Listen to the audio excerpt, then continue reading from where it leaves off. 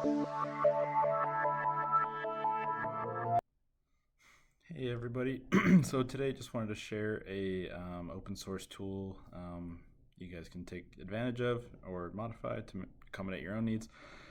The goal is just to create a simple remote file transfer tool. So this is intended to be used with like compact cRIO, for example, to load the remote directory and allow you to be able to read files and to download them from the remote target or to put files on the target. So this is basically your front panel. You have here just a host IP, so the IP address of your target, and then the username and password to connect to it. You get this little indicator whether you're connected or not, and basically just a connect button and a close button. So enter this info, click connect. Your light will turn green. If it was successful, you can then interact with it and click close when you're done. Over here on the right side, this is going to map the directory of your system. So it's going to start at root, and you can click on the folders here or files to kind of navigate through the directory. If you double click on a file, it will read the contents of it and display it in this box here.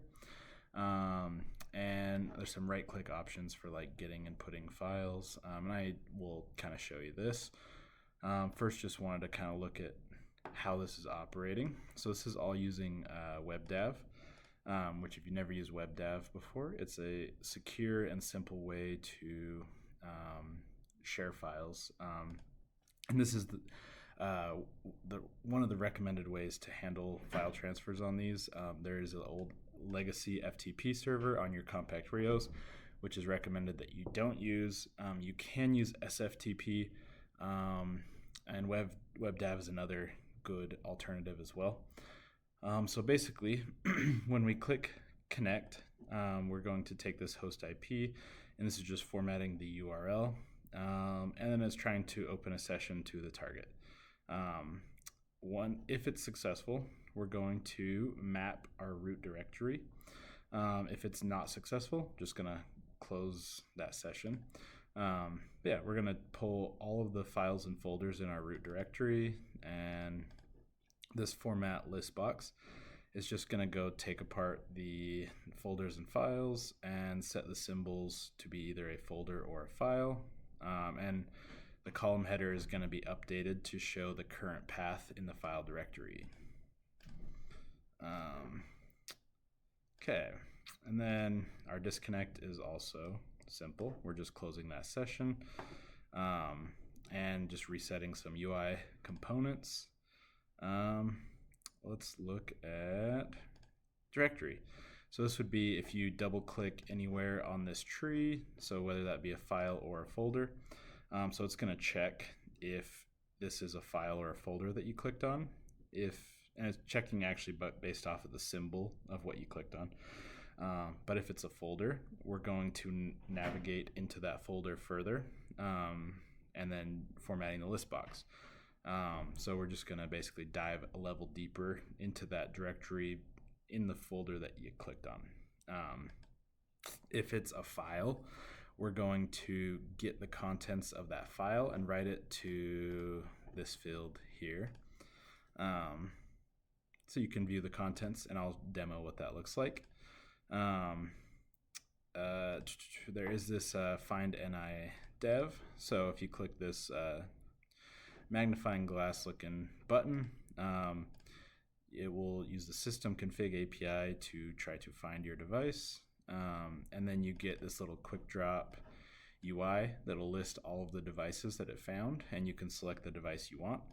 And it's just going to automatically pull out the IP address out of that for you and input it into this host IP field. So then you'll just need to enter the username and password. So if you don't know the IP address of your target, you can just do find NI dev, and it'll list all the ones that it could find, and you can select the one, and it'll automatically put the IP there. And there's this scan adapter. So I actually got this from Steve Watts, but this is just going to allow you to, it's going to list all of your available subnets, and then you can select a subnet, and it's going to ping every possible IP address on that subnet and let you know which ones responded, so you can see what devices are on that subnet, what their IP address is. Got that from Steve Watts. We have this lookup. This is just user event that's triggered automatically that just relooks up the current location. And then we have some right-click shortcut menus on this directory list box. So, for example, if you do back, we're just going to take the current directory on our remote target, strip the path, and then write that, and then re-update the list box. If we do a git, we're just going to pull the path, the file that was selected, and we're going to prompt for where we want to save the file.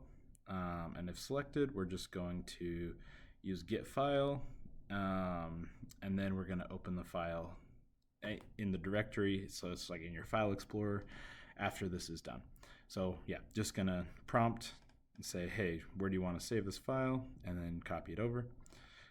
Put is similar as well, where we're just going to say, hey, what file do you want to transfer to the target, and it's going to put it in the location where you were in the directory tree on the UI, and then it's just going to go and copy that over and put the file over there, and then this just triggers it to update the UI again to reflect your file being added there. And then we also have this delete, so you can right click on a file and click delete, and it's just going to delete that file off of the remote target. So that's pretty much it. I have a little video here of it in action. Just wanted to show. So you can see we've got our directory listed over here. I can navigate into folders. I can double click a file and it'll load the contents of the file over here. I can go back to root, can navigate through. There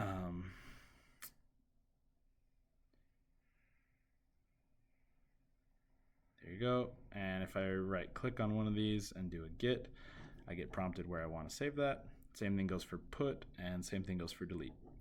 So that's pretty much it. If this tool is helpful, you're welcome to use it. I've found it helpful. There's a lot of different file transfer tools out there that are free and are, useful. I found this useful in that I can build it into my applications. So if I have a system like maybe a client that's interacting with like a compact cRIO, I found it helpful to just build this right into the software. So you don't have to worry about having that. If you're using FileZilla, for example, making sure FileZilla is also installed on any computers that people are using.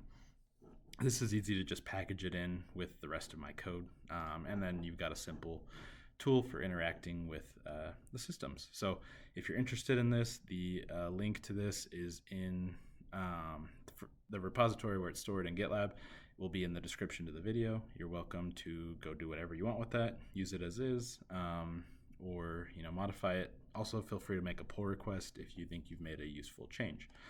But yeah, that's pretty much it for this. Thank you for tuning in.